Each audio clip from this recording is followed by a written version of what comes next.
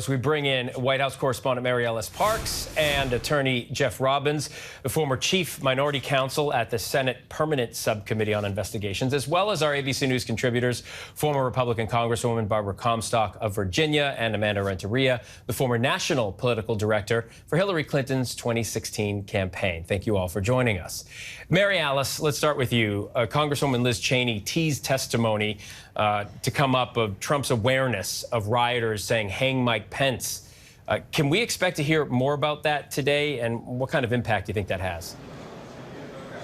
Yeah, absolutely. Like you said, the vice chair of the committee, Liz Cheney, teased at the last hearing that they had evidence that the president said something to the effect of maybe he deserves it when asked and told about the idea that the rioters were specifically chanting "Hang Mike Pence," that they were specifically targeting his own vice president. I think that this committee is really interested in laying out that not only did the former president know that Pence was in danger, but that he chose not to do anything about it. A big part of what they've been looking at and what they say they found evidence of is that the president didn't didn't make calls, didn't pursue any avenues to try to stop the rioters, to try to instill order again on this building.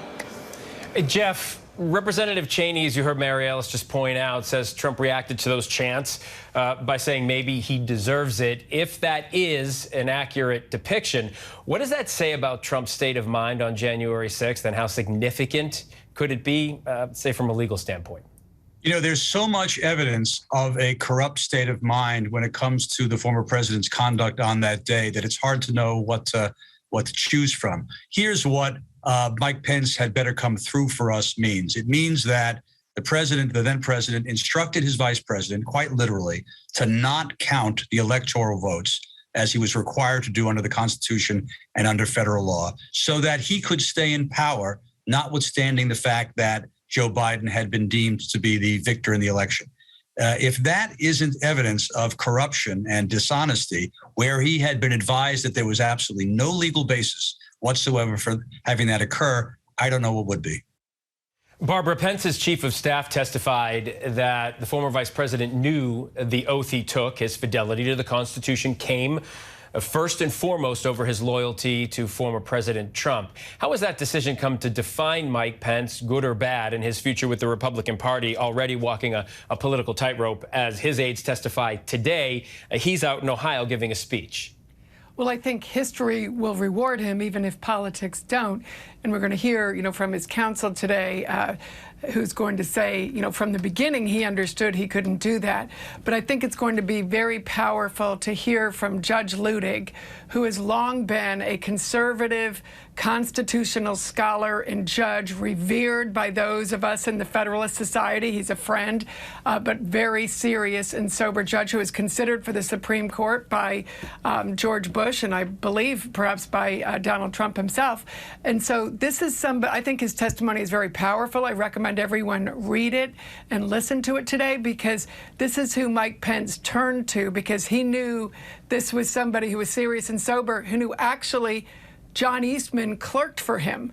So John Eastman clerked for Judge Luttig, and Judge Luttig slaps this down, puts it directly in his testimony at the feet of Donald Trump, that Donald Trump was directing this. This wasn't just people coming to him with crazy ideas. He was seeking out those ideas, and he definitely wanted Mike Pence to take actions that were illegal, unconstitutional, and would cause a crisis in our democracy that is still ongoing. And the death threats that Mike Pence got, that Trump not only confirmed, that day that, hey, maybe he deserves it, what he said to Jonathan Karl is exactly in that same line of thinking. And what he said to Kevin McCarthy on that day when he said, hey, Kevin, maybe they're more upset than you are about this.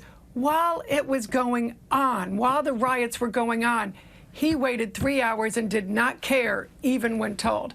Dereliction of duty. I think this clearly lays out, I think Judge Luttig lays out a case for criminal conduct that this Justice Department should investigate.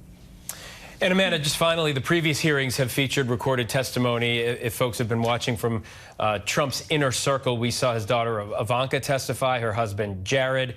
What are you watching for today? I think continuing to build out the story, but it is really important. This direct action by Trump, and really seeing it's not just that he didn't do anything, it was that he was actively using the power of the presidency to apply pressure on those around him.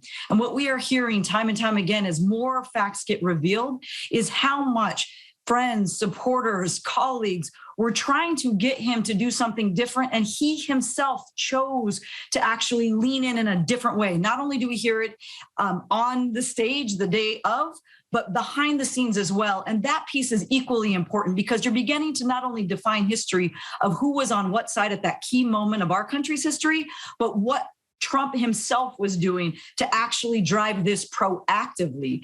And that part of it is an important piece here. All right, all eyes on the hearing today. Amanda Renteria, Barbara Comstock, Jeff Robbins, and of course, Mary Ellis Parks. Thank you all so much. And we will have full team coverage of today's hearing beginning at 1 p.m. Eastern right here on ABC News Live. Hi, everyone. George Stephanopoulos here. Thanks for checking out the ABC News YouTube channel. If you'd like to get more videos, show highlights, and watch live event coverage, click on the right over here to subscribe to our channel. And don't forget to download the ABC News app for breaking news alerts. Thanks for watching.